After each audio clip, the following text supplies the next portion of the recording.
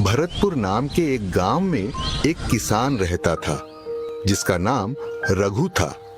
रघु अपनी सूखी जमीन को देखकर निराश था। बारिश नहीं हो रही थी और फसलें उगने से पहले ही मर जाती थीं। उसकी सारी मेहनत बेकार जा रही थी। हे भगवान, मैं और कितनी बार हार मानूं? क्या मेरी जमीन फिर से हरी भरी नहीं होगी? मेरी फसल अब पहले के जैसी हरी भरी क्यों नहीं होती है? न जाने किसकी नजर लग गई है मेरे खेतों को।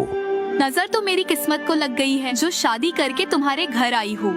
सोचा था अच्छी फसल होगी तो नई साड़ी खरीदूंगी और चांदी की पायल भी खरीदूंगी, लेकिन तुम्हारे खेत को देखकर तो ऐसा लगता है कि दिन के 2 बार का खाना मिल जाए वह भी काफी है। अरे भाग्यवान, क्यों जी छोटा कर रही हो?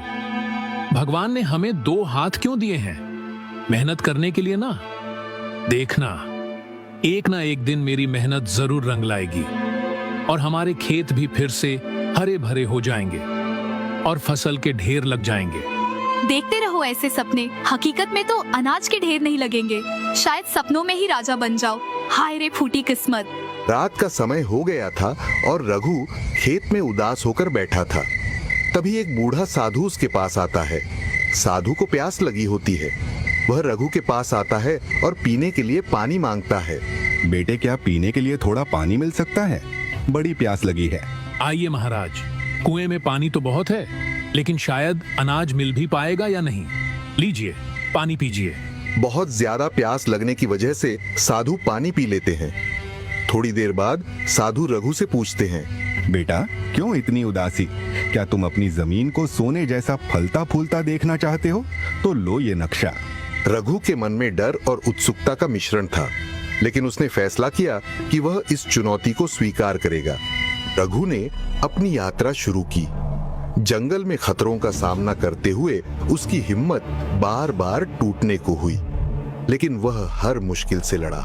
रघु एक नदी पार करने की कोशिश करता है। तभी एक भालू उसके सामने आ जाता है। तुम कौन हो और यहाँ क्यों आए हो?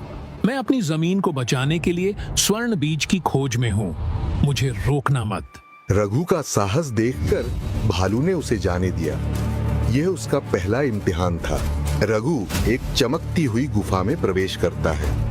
वहां एक सुनहरा पेड़ होता है जिसके नीचे एक छोटा सा बीज रखा होता है। कई दिनों की कठिनाई के बाद रघु ने स्वर्ण बीज पा लिया, लेकिन तभी गुफा के अंदर एक गहरी आवाज गूंजती है। अगर यह बीज चाहिए तो वादा करो कि इसे केवल अपनी मेहनत और दूसरों की भलाई के लिए इस्तेमाल करोगे।